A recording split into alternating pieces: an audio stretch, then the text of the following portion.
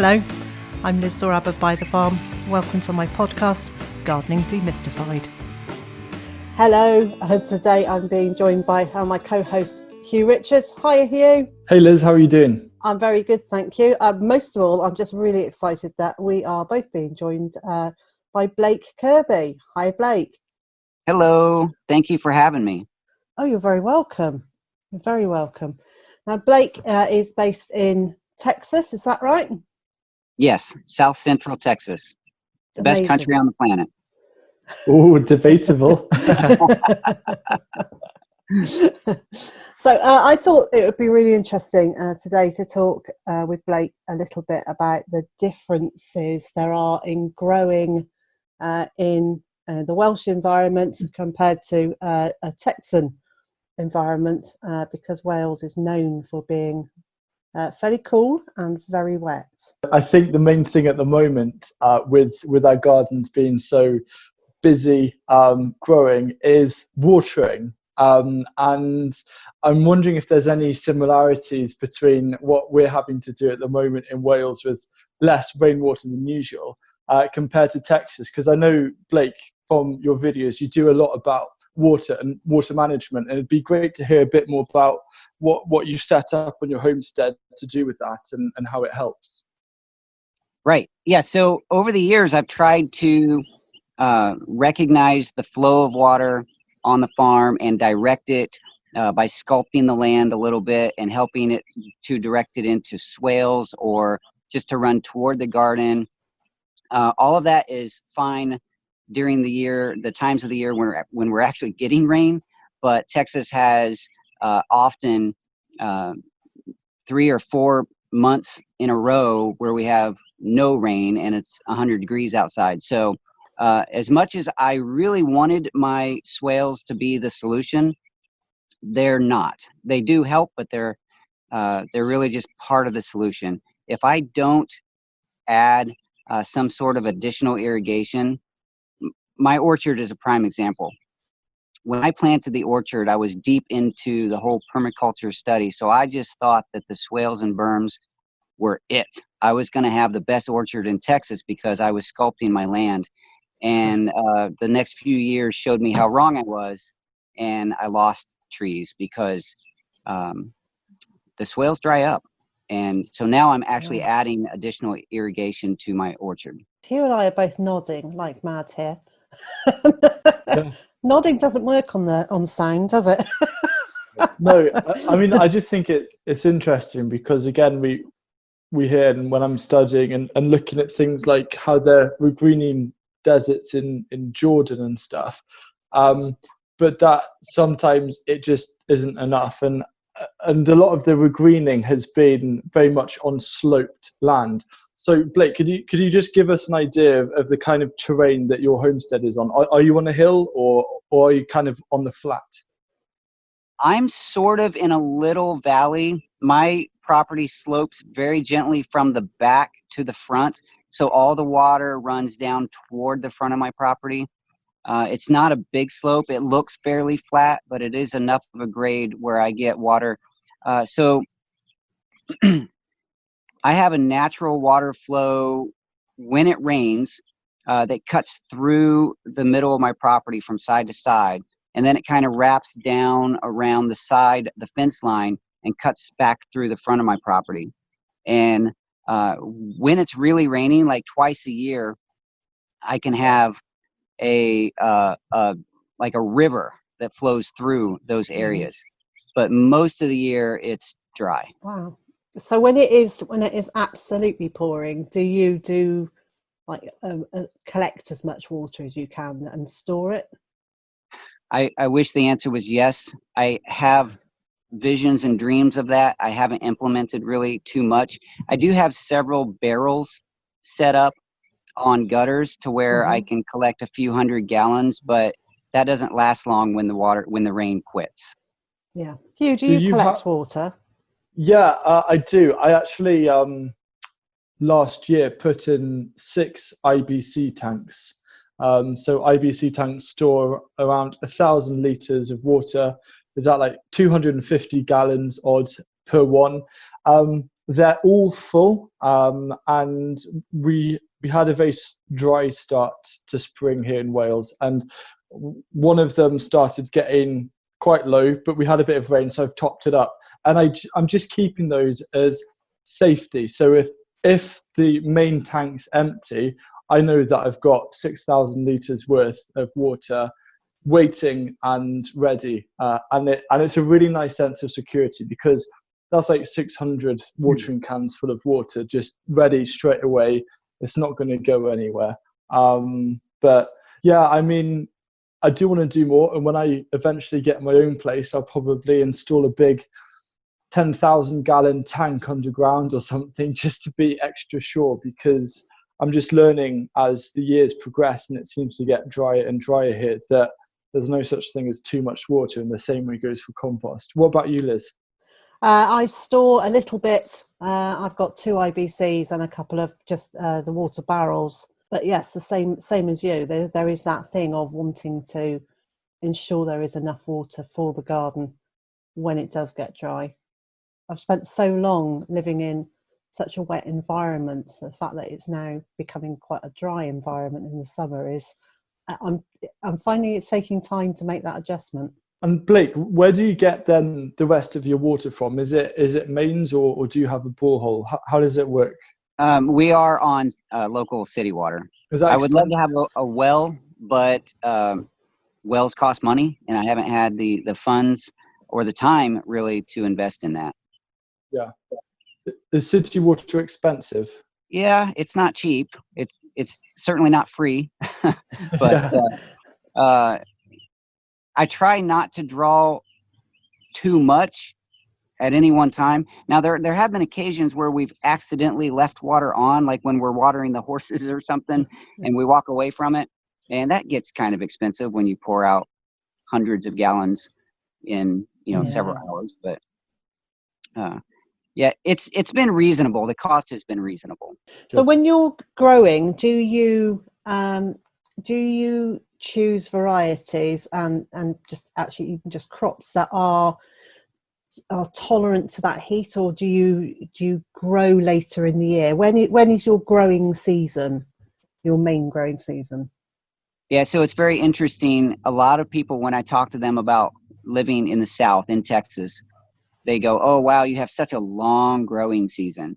And the reality is, in Texas, we have 2 very short growing seasons, because in the January, February time frame, it's too cold for most crops, and in the June, July, August, it's too hot for most crops. So our growing season really is March to June, and then again after starting in September and going into November. So it's 2 short growing seasons, and so I try to grow things in the spring that are going to be like the tomatoes and the peppers and cucumbers and things like that. Okra and what likes the heat, so okra in the summer. There are several like okra and black-eyed peas. I don't have a lot of experience with black-eyed peas, but I have grown okra successfully through June and July, which is very, very hot. And then in the fall, I like to put in things like root crops, beets and carrots and onions and potatoes. I'll do onions in both spring and fall. But yeah, I did kind of divide, because in the spring it's cooler getting warm, and in the fall it's warm getting cool. So I have sort of the opposite growing seasons there. That's interesting. Yeah. I can see Huw's pulling a face there. You're trying to get your head around that 2 short seasons as well, aren't you? I am. I mean, seasons are such a weird thing, and they just become a little bit more blurred. And I don't know, it's like you have this standard season, but every year now the season is just completely different. So you're kind of forgetting what an actual season is and how long or how short it might be. It's almost like a surprise. You just never know how it's gonna turn out. But one thing that I do want to ask you, Blake, is a bit more about tomatoes, because I love tomatoes, and we've just been setting up a second polytunnel, which we're going to fit hopefully we've got a spare 40 tomato plants we want to put in. But what is your kind of tomato growing season in Texas with you? And are they one of your favorite things to grow? Because in the UK, you have to have some tomatoes growing, otherwise you can't have a proper vegetable garden. It feels the same way here. Most people assume that if you have a garden that you're growing tomatoes. And cool. I love growing them. I love eating them fresh. I like making the salsas and things with them to preserve. And so it's very interesting. I've had a wide variety of experiences growing tomatoes. Some years are really good, some are not. But the garden that we have, one of the 2 gardens that we have right now on the DaddyKirbs farm is what I'm calling the 4-H garden. It's 4-H is a local group of families with kids, and they do projects. It's often agricultural based. And so I created this little community garden for the 4-H families. And it's not big. It's a 10-foot by 20-foot space with a U-shaped raised bed. And it is full of the compost made right here on the farm. And the tomatoes are absolutely going nuts. Nobody around here can even believe that tomatoes get that big and that full. They are gorgeous. And the tomatoes themselves are not big because the varieties are not big tomatoes, but the plants are just so full and so lush. I'm really proud of it this year. Oh, brilliant. And what about you, Liz? What's your tomato growing situation like at the moment? Well, do you know, Huw, 3 years ago, I decided I wasn't going to grow tomatoes anymore because I don't particularly like them. And then I was persuaded by other people that I should at least grow a couple. So I did. And then last year I grew loads of different varieties, and I found one that I like. So that was the Golden Sunrise. It's about a golf ball size or slightly larger yellow tomato, and it was really flavoursome. So this year, about half my polytunnel has got tomatoes in it. Nice. Amazing. So how did Huw persuade you? Oh, well, I don't think I did. No, Did it I? was. No, it wasn't me. Well, you might know. I think it was. Not this time. There, a bunch of viewers who had contacted me. Oh, I think I made a comment in a video, and a bunch of viewers went, "No, you've got to grow at least 1 or 2." So I kind of went, "No, okay, I'll bow to pressure and grow a couple." And actually, I still ended up giving most of those to the chickens, but just don't tell anyone. Does Mr. J like tomatoes though?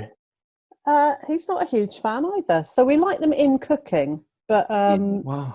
I think we'd had, when the first year we were here and I grew them, they were not a great flavour. So I don't know whether that was just the variety or not enough water, but anyway, they weren't very nice. So Sometimes too much water. Yes. Blake, is there anything that you would want to grow in your garden that you can't, either because you can't get hold of the seeds or because they won't grow in your environment? Yes. So I really love yellow squash and zucchini. In the springtime, I just adore having fresh squash and zucchini. And one of the challenges here in Texas is that we have what they call the vine borer. I don't know, you guys have that in the UK? Certainly aware of it, yeah. Yeah. It's a little moth type critter that lays eggs on your hollow stemmed squash plants, and when the eggs hatch, the larva bores into the interior of the plant and then grows up and eats the plant from the inside out, and the plants die quite rapidly. So that happens to me every year, so I gave up growing squash. Now, new gardens, if you plant a new garden in a new space, you can probably get away with a season or 2 of growing squash before they find you. But Wow. I've been found, so I can't grow them anymore. It's amazing. And you have squash bugs over there as well, don't you, in America? Yes, but I haven't had a terrible problem with those. Okay. We don't really have any horrors like that, do we, Huw? We have slugs that eat the fruit. It's usually, it's either slugs or cool weather. Or the other issue is not being able to harvest enough of them soon enough, and they all turn into marrows. Yeah. Turn into what? I'm sorry, I missed that. They turn into marrows. So the only thing you can do is just make soup, just because they're so massive and not as flavorful. So do you get, what do you call a zucchini when it just gets so big it kind of the skin gets hardened and it almost gets like woody on the inside? Overdone.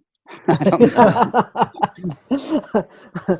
Well, we have a massive marketing ploy from some point in history, and they call them marrows. Okay. And people will cook stuffed marrows, so they hollow out the middle of slice it in half and hollow out the middle and put some sort of stuffing in it and cook it like that. I quite like roasting them with garlic. Actually, that works as well. Nice. Then you Interesting. can make some sort of a brandy type thing with them as well. Okay. Well, you know how to make alcohol out of everything, Liz. I don't know how you know all of this. It's amazing. Okay, Blake, I make loads and loads of fruit wines and gins and things, but I don't actually drink the alcohol. So I make it, but I don't drink it.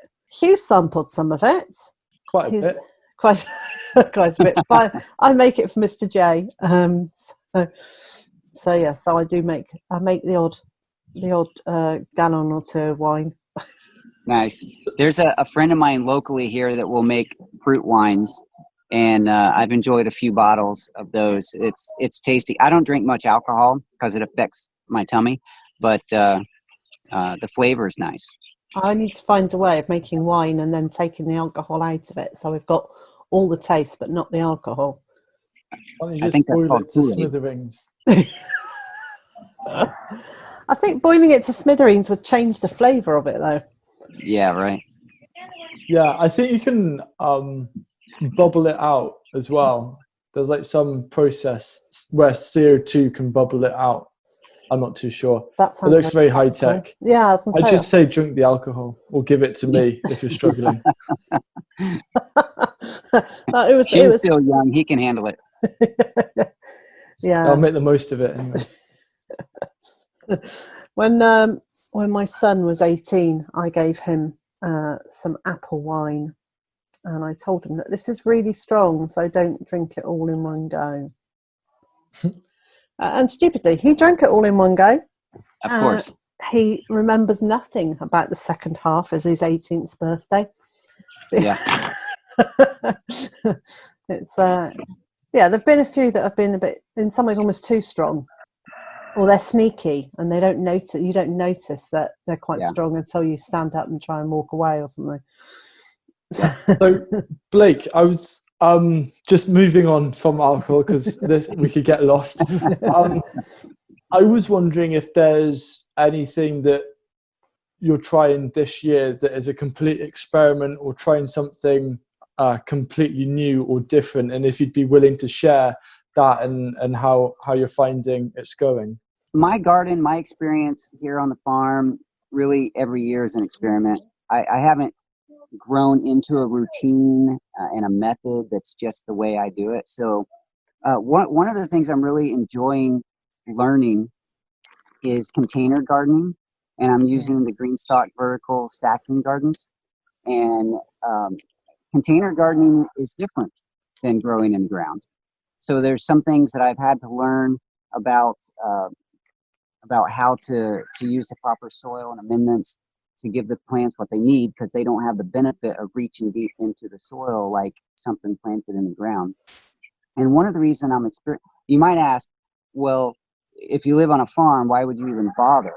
Well, because I do share content online, one of the things I like to try to do is give people maybe who don't have space an idea of how they can garden.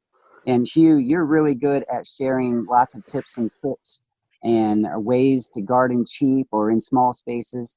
And so I just love the idea of the green stock garden because it's stackable and it's vertical, so people can grow a lot of food in a small space.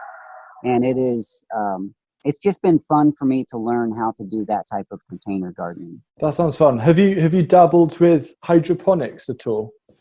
I have. So interestingly, to me, it's interesting. 10 years or more than 10 years now, I guess. No, it's right at 10 years ago on YouTube. My first video that I consider to be my first DaddyKirbs branded video, or the video that started me as a brand on YouTube, was showing an experimental aquaponics system that while I still lived in a suburban neighborhood, I put this thing together and it worked. It grew plants. It wasn't extremely successful, but it was successful enough to get me very interested in growing food. Nice. And then once I moved out of the suburban neighborhood and I had this farm, I haven't yet started aquaponics or hydroponics again, because it's one of those projects that's always in the back of my mind, but I never have time for. So, Blake, do you mind explaining just very briefly the difference between hydroponics and aquaponics? Sure. Hydroponics is growing plants without soil, using a nutrient in the water solution to feed the plants. Okay. So it's soilless, and the nutrients come basically from a bottle. Mm-hmm. And aquaponics is using fish in the cycle the fish will poop in the water, and it turns into nutrients that then is cycled through the plants. So the plants get the benefit of the fish, and the fish get the benefit of clean water coming out of the plants. Brilliant. Thank you. Yeah. Well, see, I didn't actually know. So I figure if I don't know, other people might not know. No, that's okay. It's good. It's good. It's all about educating the community, right? Absolutely. And you have an amazing community of people that you speak with each week. I love them. I come and most weeks and watch your live chat on your channel. So do you want to just tell us a tiny bit about your channel on YouTube? Sure. I started my channel in 2007 as just an interested YouTube user, and uploaded my first video, I think, in 2007, a silly kids video or something. And then, like I said, I made that video of me recording my aquaponics system in 2010, and that started me very interested in. One of the things interesting about that video is that people watched it. Like, I was just fascinated by the fact that people watched something I did. Yeah. And then I just wanted to show more, because I love, just my personality is, I love sharing stories, educating, entertaining, and encouraging people. I like to be encouraged and entertained and educated by others, and I like to do that in return. Mm-hmm. So that video kind of launched me as a creator, got my interest going, and over the years, I've just sort of recorded my progress, my stories. Occasionally, I tried to get fancy and be like a fancy with editing and storyline, but mostly it's just me sharing what I do. And so it has grown over the years, my channel, and my ability to communicate has grown as well. There's something really fascinating that happens, I think, with creators as they share, is they tend to, at least this happened with me, I learned a lot about myself by recording myself and sharing my stories with others. And so now I think I'm a better person for it, a better communicator, I appreciate different perspectives more, because you get a lot of feedback. Yeah. Some of it's good, some of it's not. And really, once you start to embrace that feedback, even the negative stuff, you got to love even the haters. And so I just have grown to love this platform and the ability to share my stories, showing beekeeping and food preservation in the kitchen, gardening, some of my chicken stories and building chicken coops, just kind of the whole progress of my story, my farm over the last 10 years. What's your proudest moment? Because you have so much happening on your farm. What has been that kind of one standout proudest moment that you've had? Proudest moment. Allow me to get maybe a little bit emotional here, but of course, probably my proudest moment is in the course of sharing my story, the moment when I felt like God put on my heart this phrase, everyone has a story and every story counts. And what I believe in that moment, that was right around the 2016 timeframe. What I believe in that time, I was really struggling with understanding my own value, my own self-worth. And I'm sharing these stories, and I feel like nothing I do is right. Everyone, tells me I'm doing it wrong, and I have self-esteem issues anyway. And I started to feel really just kind of worthless, and I had no value, and I wanted to quit everything. But I feel like when God put that on my heart, it was permission for me to believe in me. I have value. Yeah. And with that, I can share that with the community and help other people understand that they have value too. So it's you might have hoped for a proudest moment, like I grew something fantastic, or I butchered a chicken really well, or something like that. But really, it's about self-transformation. I feel like the process of storytelling and reflecting has allowed me to understand that I am a valuable person, not in an ego kind of way, but as a part of the community kind of way, and that everyone has value and can contribute in a valuable way. I think you're absolutely right. We're all in the being content creator processes. Is processes the right word? I think it is. Yeah. I guess so. And I think we all go through those moments where whether it is over something, am I doing this right, or am I personally right? Do I have value? I think we all go through that at some point. Yeah. Huw, you may not have got there yet. I don't know. You may have that wobble to come. I don't know. It's strange. It's a weird one, but yeah, we'll see. I'll definitely. You'll be the first to know, Liz. I have a new answer to Hugh's question. Okay. Great. I love my original. A different answer, not new. A different answer. One of my proudest moments was watching a 15 or 16-year-old kid show up on YouTube doing gardening, and watching his story develop in such a way that he has turned into a young man that educates thousands and thousands of people around the world, and he lives in the UK. It's really a beautiful story. Oh, I was about to say, am I gardener? But it's not Luke, is it? Because he doesn't live in the UK. Thank you, Blake. I'm guessing it's me, but yeah, thank you. It's very kind. Yes. And thank you for your continued support for years. It's crazy because we go back a long way. And it's just weird how time flies. I mean, Liz, you didn't really start your channel that long ago, but it's it flies, doesn't it? It does fly. So yeah, 3 years ago I started, or just over 3 years ago, and it feels like it's gone in a blink. So yeah, I'm a newbie in comparison to you two. I think you've made more videos than me already. Yeah, but I made a lot of vlogs at the beginning of just wandering around going, what am I doing today? I've got no idea. And that was useful. I mean, that was useful in terms of getting to know me as a presenter, but getting to know my garden. That to be able to look back and say, oh, well, on that month I was doing something or other, but it's not even just on that month. It's like that day of the week in that year, this is what was going on. And that's a really a valuable record. There's no way I would be able to make a written record that was that detailed about the garden. Yeah.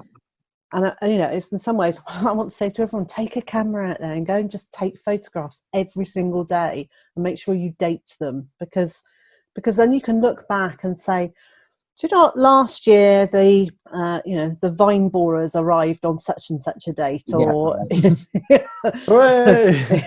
Rejoice. Or that you've got to get something done by such and such a date, or else your water's all going to have dried up. If you get that kind of regular pattern of it, and as a tool for monitoring what's going on in your growing season, actually making videos is a really valuable thing to do. Yeah. You should make a video about that, Liz. Yes. Well, yes. So that's a good idea. It is, yeah. Okay, you heard it here first. Yeah, exclusive. Now, Blake, by the time people are listening to this, you will be just about to be celebrating your birthday. Yes. And on your live chat just half an hour ago, you were saying you were hoping to reach a milestone with your YouTube channel by your birthday. So I'm going to do just a massive plug. If you're enjoying this podcast and you aren't already subscribed to Blake's channel, the channel is called DaddyKirbs Farm, a homesteading story. And just go over, have a look, because he's got some absolutely amazing videos there, and it would be great to help him get to 150,000 subscribers by his birthday. I second to that. Thank you. Yeah, so it's interesting. So I don't put a lot of stock in the subscriber number. I mean, just personally, it's kind of like just a fun number. It doesn't make me more valuable than someone else with a different number, but it is fun watching that grow, because it is sort of a yardstick on YouTube, like how well are you doing. So it's just kind of fun. And I think there's that thing about, every single new subscriber is someone who's actively chosen to hit that subscribe button. I mean, people don't do that for no reason. You don't just go, I'll subscribe to someone I don't want to watch. They're choosing to watch your channel. Yeah, that's true, but it's kind of funny. On one of the things that happens on my channel is that I have several videos of the beekeeping videos where I'm extracting honey. And those honey videos have just really taken off, and they reach a market that isn't necessarily interested in my homesteading story.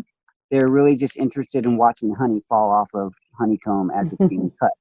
So I get a lot of subscribers from that, and I've grown to find this very funny. When I post other content, for example, my garden or something else, I sometimes can watch my subscriber number go backwards, because those same people that came in for those satisfying honey videos are now realizing that's not all I do, and they're not interested anymore. So it's kind of a funny thing that goes on. It's very tricky, because what you're doing is you're showing the whole site, all the different parts of a homestead, whether it's preserving, gardening, chickens, all of those different things. So yeah, I can understand that, because what I do, it's super niche. It's mainly just growing vegetables, so people are used to that, and so I can imagine for you it's a lot harder, because you want people to also watch the other videos, but they might only be interested in that honey, as you said. So I've never really thought of that, actually. Yes. So many people have told me, for example, I talked to Off Grid with Doug and Stacy. I talked to Doug. I talked to Derek from The Handyman, and actually a good handful of people that have done really well on YouTube. And they tell me, you have to niche down. You have to become the beekeeper. And I think that's fun, because I love beekeeping, but I don't want that to be my entire story. It would probably do better on YouTube, but it's just not what I want. So I'm going to stick with a broader story. Have you considered a second channel? Because I know Mark from Self-Sufficient Me has just launched Self-Sufficient Me 2.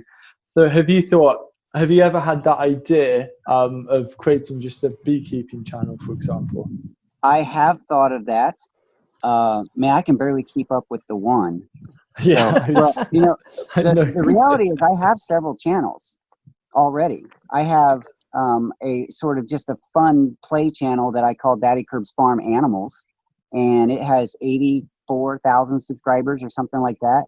And it's just silly animal videos that it's things that I would like to post, but I don't think they really fit into my main channel, so I just throw them over there. Mm-hmm. And so I don't even keep up with that very well. I also have a channel for my son, Luke, who is a special needs. He's my special needs son, and it's called Life with Luke.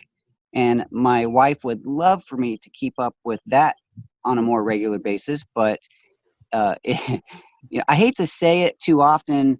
I just don't have time, because it sounds like an excuse. But the reality is I have so much going on all the time, keeping up with content on 3 different channels, along with being, a manager of a small farm and homestead, and I'm a full-time employee at a company, and trying to stay engaged as a husband and a father. It's a lot. So yeah. Yes, it is a lot. I'm going to make the most of where I am at the moment before it gets too crazy. Yes, do that. Yeah. Yeah, but I have massive respect for how you can juggle all of those things. It's pretty impressive. It is impressive. And we're building a barn. I saw. That's super. What's the plan with the barn? So on June 9th, my birthday, we're going to start building this barn. The reason we chose that, not because it's my birthday, but I took the time off from my day job, and my 2 boys, my 2 older boys, well, 2 of my 3 sons will be here and ready to work. I'm excluding Luke, my special needs son, because he's not going to build the barn. He won't be too interested in that. But they're going to be home, and they're going to be ready to help. So it's just the foundation concrete will be cured, and we'll be ready to go. I'm just really excited to start putting that together. It's a kit that we purchased on the internet, and it showed up on big flatbed trucks, and now I get to put it all together like a Lego kit or something. Wow. I watched you describing how you had to move the different parts around the property. It's a logistical nightmare when bits arrive and they're too big to get through the allotted spaces. Yeah, I had several pallets that weighed a couple of tons each, and I had to lift them over the house because they couldn't fit around the house. So I had that large machine that could lift them over the house, and that was a little nerve-wracking. Wouldn't want it to snap. No. So it puts a totally different thing it puts it all into perspective when we're moaning about wood chips or moving compost too. Although Blake, I don't know if you know, I don't have to worry about moving wood chips too much because I have really good friends, and when they come over, they will move wheelbarrow upon wheelbarrow of wood chip. Those are good friends. I don't know what you're talking about, Liz. That's why I haven't been there for a while. It's nothing to do with coronavirus. It's because you're going to stop me. Start me pushing those wood chip piles. Maybe I need some friends like that to come over here and do some wood chip moving here on the farm. Yeah, or just help with the barn. Would be. Yeah. Are you guys free in June? I'm free in June.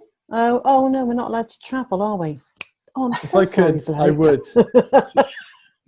I'm actually planning doing a bit of a US tour at some point. Not this year, but maybe next year or the year after. So save some wood chip back for me, all right?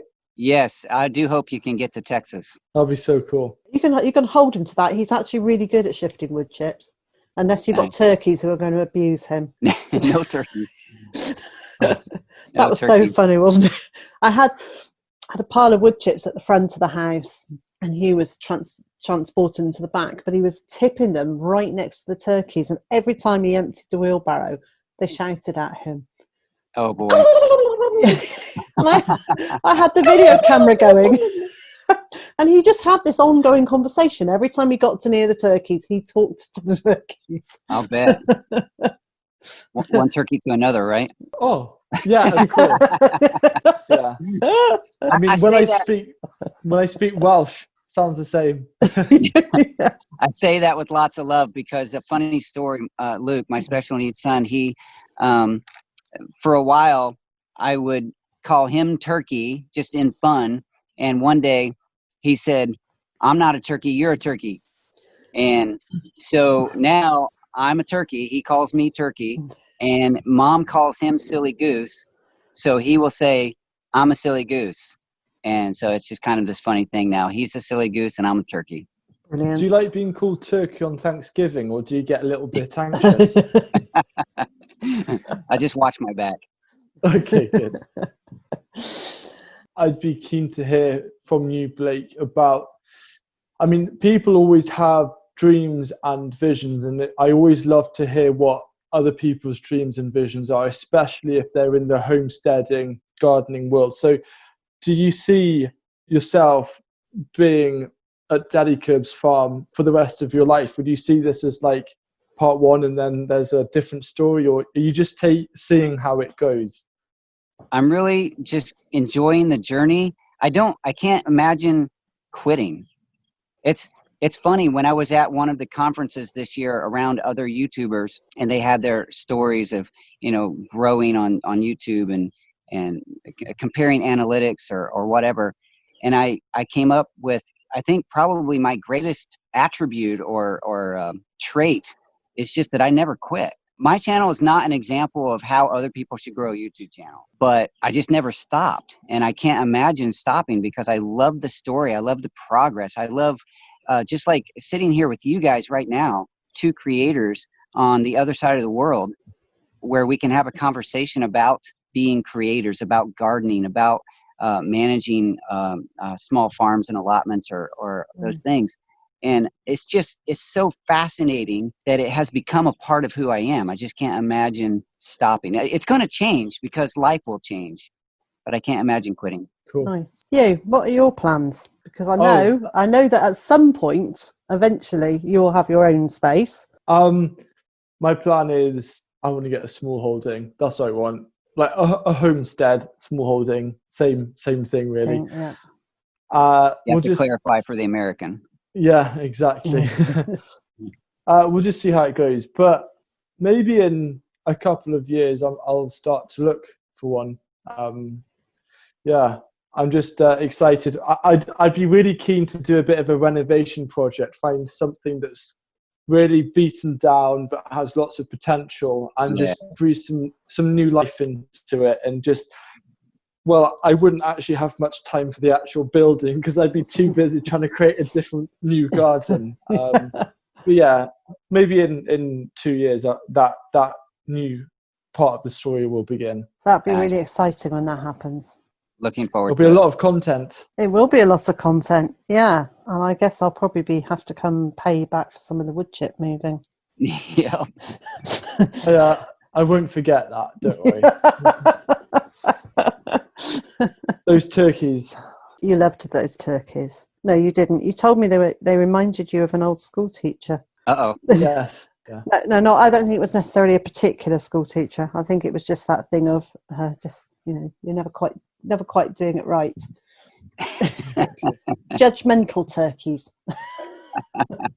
Blake, I have one gardening question for you. Yes, sir. What is your it might be an easy answer, but what is kind of the staple crop that you grow, and why? Probably tomatoes and peppers, because they grow really well here, and so there's just less struggle, and the harvest is more abundant. Amazing. And let's compare that to yours, Liz. What is your kind of staple crop or crops? Oh, probably roots and brassicas. Amazing. Just how different that is.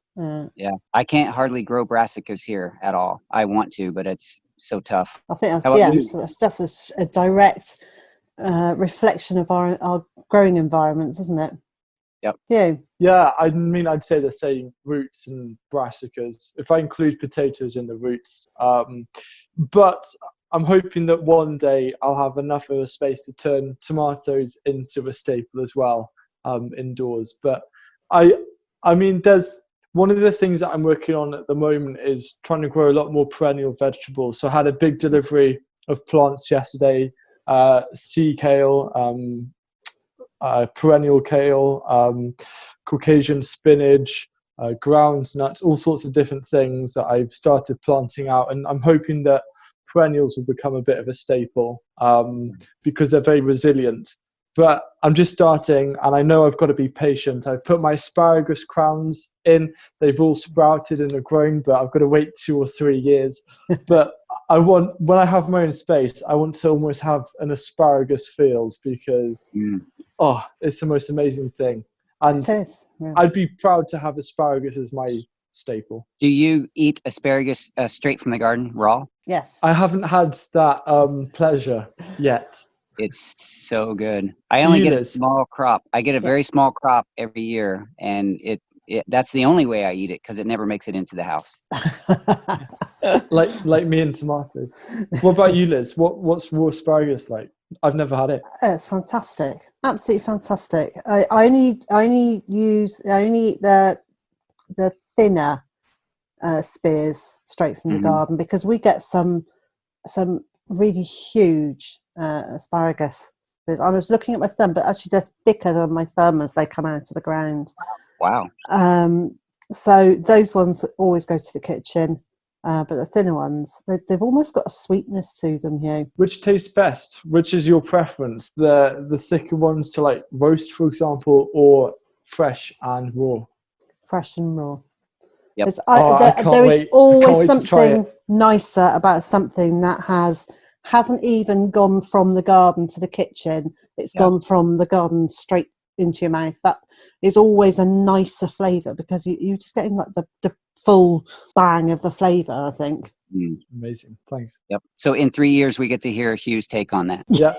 Or I might be a little impatient and try just one. We might have tried one last year or the year before. We might have tried one the first year that they came up. It was like, oh well, maybe we ought to just check.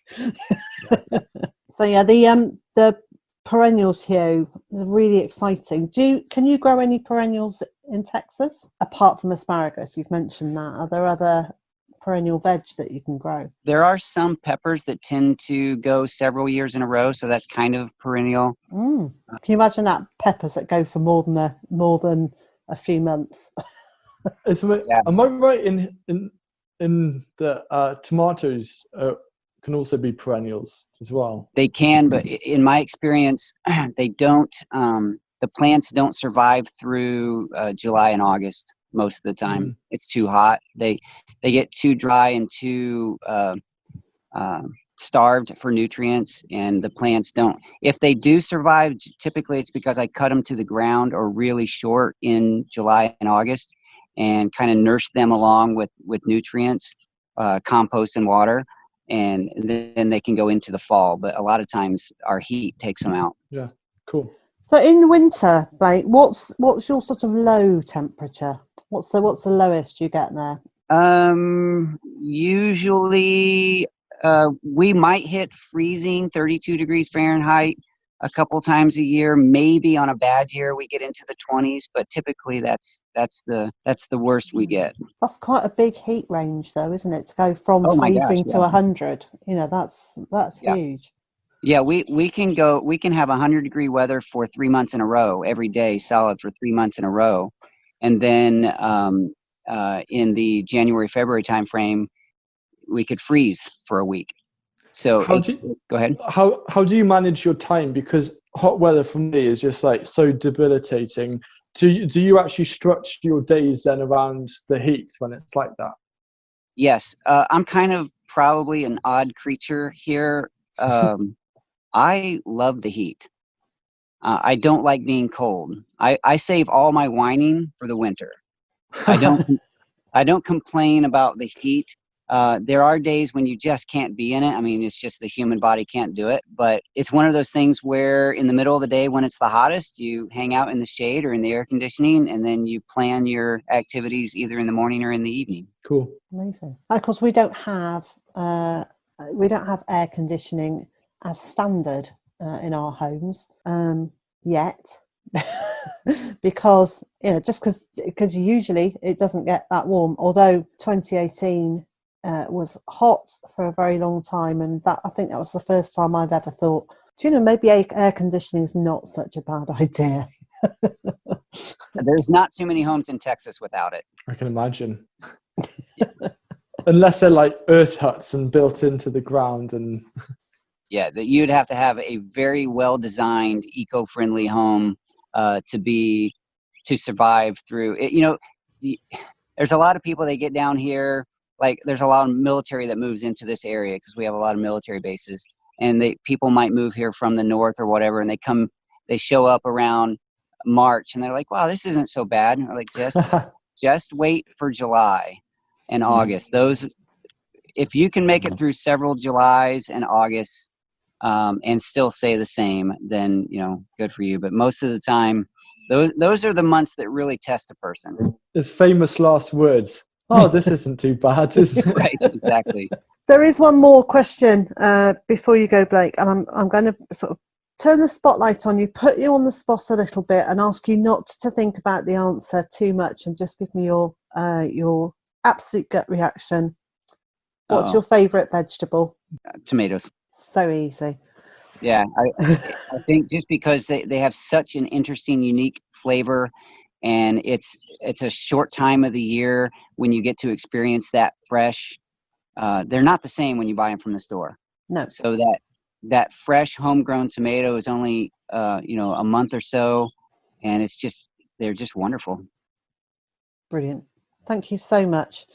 Huw, thanks for joining us today.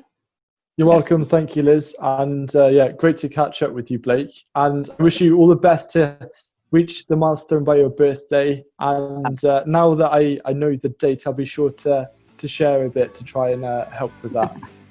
Thank you. And so, wherever you are in the world and whatever you've got planned for today, I hope it's a good one. And I also hope you'll join me again next time. This podcast has been a By the Farm production. All rights reserved.